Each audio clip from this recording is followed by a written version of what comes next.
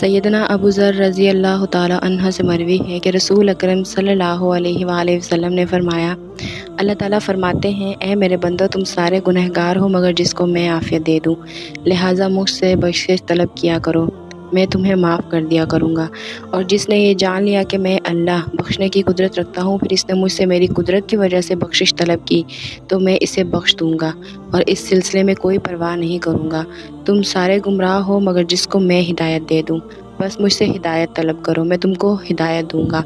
تم سارے کے سارے فقیر ہو مگر جس کو میں غنی کر دوں، بس مجھ سے سوال کیا کرو، میں تم کو غنی کر دوں گا۔ یاد رکھو، اگر تمہارے پہلے اور پچھلے، انسان اور جن، چھوٹے اور بڑے، مذکر اور مؤنث، زندہ اور مردہ اور تر اور خشک، میرے بندوں میں سے بدبخت ترین بندے کے دل کی مانند ہو جائیں تو میری بادشاہت میں سے تو مچھر کے پل کے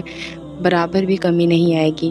اور اگر یہی مخلوق میرے بندوں میں سب سے زیادہ متقی کے دل کی مانند نیک ہو جائیں تو میری بادشاہت میں مچھر کے پر کے برابر اضافہ بھی نہیں ہوگا۔ اور اگر تمہارے پہلے اور پچھلے انسان اور جن، چھوٹے اور بڑے، مذکر اور مؤنث، زندہ اور مردہ اور تر اور خشک جمع ہو جائیں اور ہر سائل مجھ سے سوال کرے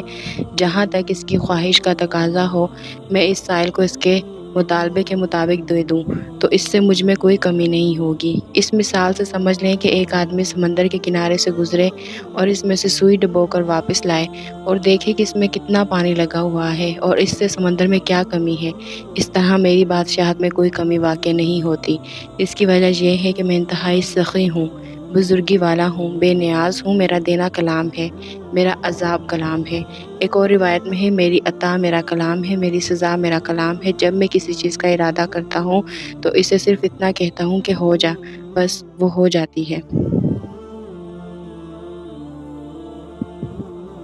سیدنا ابو ہریرہ رضی اللہ تعالی عنہ سے مروی ہے، رسول اکرم صلی اللہ علیہ وسلم نے فرمایا،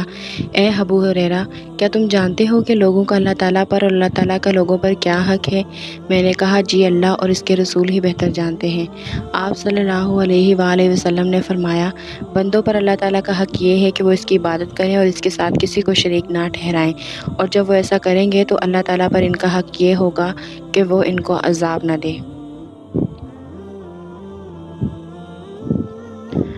حضرت ابو موسیٰ اشعری رضی اللہ تعالیٰ عنہ نے بیان کیا، نبی کریم صلی اللہ علیہ وآلہ وسلم کو جب کسی قوم سے کوئی اندیشہ ہوتا تو اس طرح دعا کرتے، اللہم انا نجعلک فی نحورہم ونعوذ بک من شرورہم۔ اے اللہ، ہم تجھے ان کے مقابلے میں پیش کرتے ہیں اور ان کی شرارتوں سے تیری پناہ میں آتے ہیں۔